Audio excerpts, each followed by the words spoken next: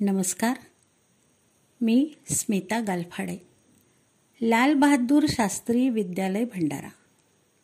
विद्यार्थी मित्रांनो, इयत्ता 10वीतली एक कविता आहे. तू झालास मूक समाजाचा नायक. ही कविता लिहिलेली आहे ज.वी. पवार या कवींनी. ही कविता आपण आज अभ्यासणार आहोत आणि कवितेचा आशयही समजून घेणार आहोत. ज.वी. पवार, 1944चा त्यांचा जन्म. कवी, कादंबरीकार म्हणून प्रसिद्ध. आंबेडकरी चळवळीतील ज्येष्ठ कार्यकर्ते. दलित पॅन्थर व सम्यक क्रांती या संघटनांचे प्रवर्तक. चळवळीसंबंधी विविध वृत्तपत्रांतून, नियतकालिकातून सातत्याने त्यांनी लेखन केलेलं आहे. विद्रोही व धम्मलिपी या नियतकालिकांचे ते संपादक आहेत. 1966 नंतरच्या दलित साहित्य चळवळीतले प्रमुख लेखक म्हणून ज.वी. पवार यांची सर्व वाचकांना ओळख आहे. त्यांची जवळपास 30 पुस्तके प्रकाशित झालेली आहेत. बलिदान नावाची कादंबरी त्यांची प्रसिद्ध आहे. नाकेबंदी हा त्यांचा काव्यसंग्रह. वडवानल दीर्घ कविता त्यांनी लिहिलेली आहे. उच्छ्वास युगंधराचे, अस्तित्वाच्या रेषा, सूर्यपुत्र, भैयासाहेब आंबेडकर इत्यादी पुस्तकांचं संपादन त्यांनी केलेलं आहे. आंबेडकरोत्तर आंबेडकरी चळवळ हा राजकीय विश्लेषणपर लेखसंग्रह त्यांचा प्रसिद्ध झालेला आहे. मित्रांनो, आपण आता कवितेचे अभिवाचन करूया आणि त्यानंतर कवितेचा आशय समजून घेऊया.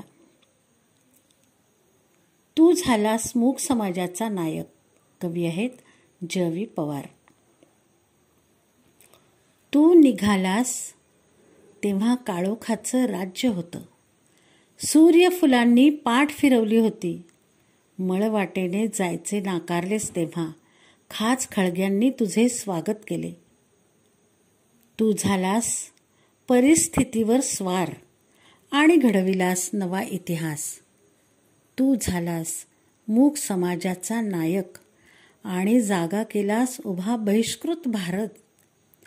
तू फुंकलेस रणशिंग अगाध ज्ञानाच्या बळावर.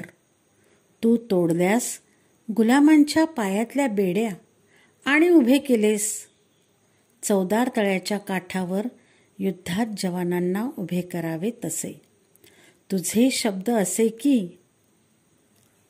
शब्द जसे की महाकाव्ये तुझ्या पायावर गळून पडावीत.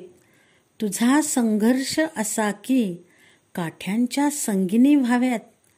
तुझ्या डरकाळीने हादरलं आकाश, डचमळली पृथ्वी आणि बघता बघता चवदार तळ्याला आग लागली. आज 50 वर्षांनी अनुभवतोय सूर्यफुले तुझा ध्यास घेतायत.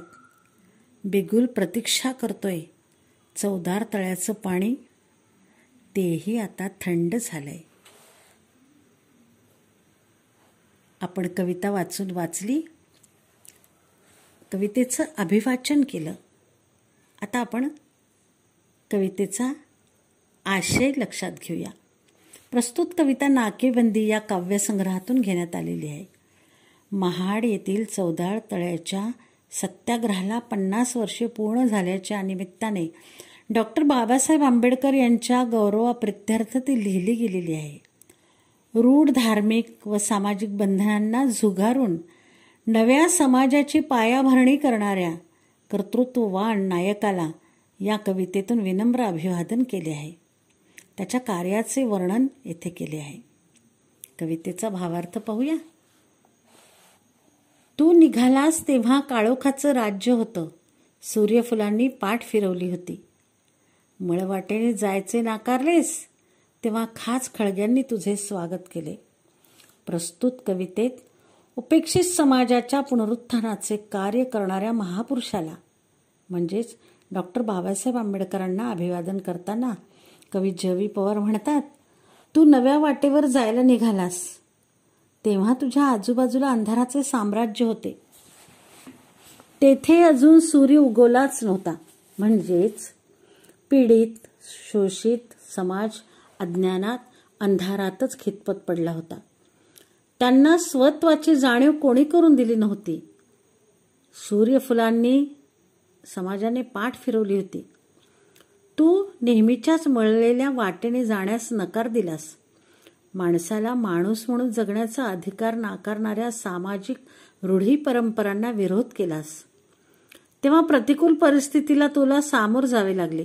तुला दरवेळी खाच खळग्यांचा सामना करावा लागला. पुढे कवी लिहितात, तू झालास परिस्थितीवर स्वार आणि घडविलास नवा इतिहास. तू झालास मूक समाजाचा नायक आणि जागा केलास उभा बहिष्कृत भारत. अशा विषम बिकट परिस्थितीचा बाऊ न करता तू त्यावरच स्वार झालास आणि नवा क्रांतिकारी इतिहास घडवलास.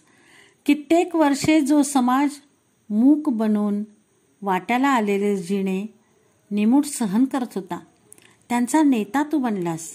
या डावलल्या गेलेल्या समाजाची जणू तू वाचा बनलास आणि तूच हा बहिष्कृत केला गेलेला, वाळीत टाकला गेलेला समाज जागृत केलास. त्यांच्यावर होणाऱ्या अन्यायाची जाणीव त्यांना करून दिलीस. पुढे कवी लिहितात, तू फुंकलेस रणशिंग अगाध ज्ञानाच्या बळावर. तू तोडल्यास गुलामांच्या पायातल्या बेड्या आणि केलेस उभे चवदार तळ्याच्या काठावर युद्धात जवानांना उभे करावे तसे. तुझ्या अमर्याद ज्ञानाच्या बळावर विद्वत्तेच्या पुंजीवर तू अन्यायाविरुद्ध आवाज उठवलास. कित्येक वर्षे गुलामगिरीचे जिणे जगणाऱ्या बांधवांच्या पायातील दास्यत्वाच्या बेड्या साखळ्या तू तोडल्यास आणि या आत्मजागृती झालेल्या बांधवांना तू चवदार तळ्याच्या सत्याग्रहाकरता एकत्र केलेस. युद्धात ज्याप्रमाणे सैनिकांना शत्रूविरुद्ध लढण्यासाठी उभे करतात, त्याप्रमाणे अन्याय अपमानाचं जिणं लाभलेल्या व हीन दीन लाचार बनवल्या गेलेल्या निद्रिस्त बांधवांना तू अन्यायाविरुद्ध बंड पुकारायला सज्ज केलेस. पुढे कवी लिहितात, तुझे शब्द जसे की महाकाव्ये तुझ्या पायाजवळ गळून पडावीत. तुझा संघर्ष असा की काठ्यांच्या संगिनी व्हाव्यात. तुझ्या डरकाळीने हादरलं आकाश, डचमळली पृथ्वी आणि बघता बघता चवदार तळ्याला आग लागली. याचा भावार्थ असा आहे, तुझ्या शब्दांना महाकाव्यापेक्षाही तेज प्राप्त झाले. तू उभारलेल्या संघर्षात काठ्यांनाही तळपत्या शस्त्राचा धारदारपणा प्राप्त झाला. समाजातल्या सामान्य माणसालाही स्वतःतील असामान्य सामर्थ्याचा प्रत्यय आला. तुझ्या सामर्थ्यशाली आवाजाने सारा आसमंत कंपित झाला. धरणीही हादरली आणि पाहता पाहता तुझ्या हाकेपायी चवदार तळ्याच्या लढ्याकरता सारा जनसागर पेटून उठला. या चवदार तळ्याच्या सत्याग्रहाचा वणवा सर्वत्र पसरला. पाण्यालाही आग लागली. म्हणजे अन्याय जुलूम सहन करणाऱ्या थंड रक्तातही अन्यायाविरुद्ध पेटून उठण्यासाठी आग निर्माण झाली. शेवटच्या 4 ओळीत कवी असं लिहितात, आज 50 वर्षांनी अनुभवतोय सूर्यफुले तुझा ध्यास घेतायत. आज 50 वर्षांनी अनुभवतोय सूर्यफुले तुझा ध्यास घेतायत. बिगुल प्रतीक्षा करतोय. चवदार तळ्याचं पाणी तेही आता थंड झालंय. केवढा गहन असा आशय या ओळींमधून कवीने प्रकट केलेला आहे.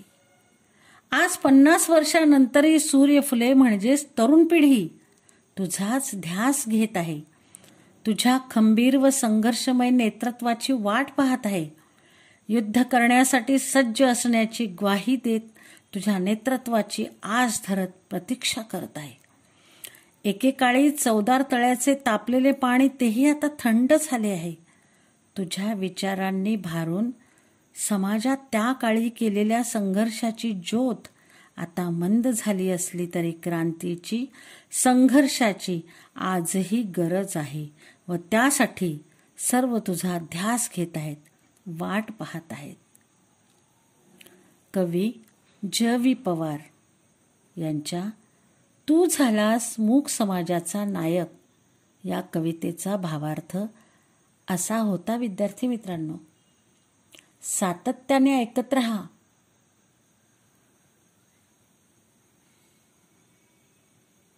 वारंवार श्रवण करा आणि या पाठाविषयी समजून घ्या. काय होता चवदार तळ्याचा संघर्ष? हा सत्याग्रह काय होता?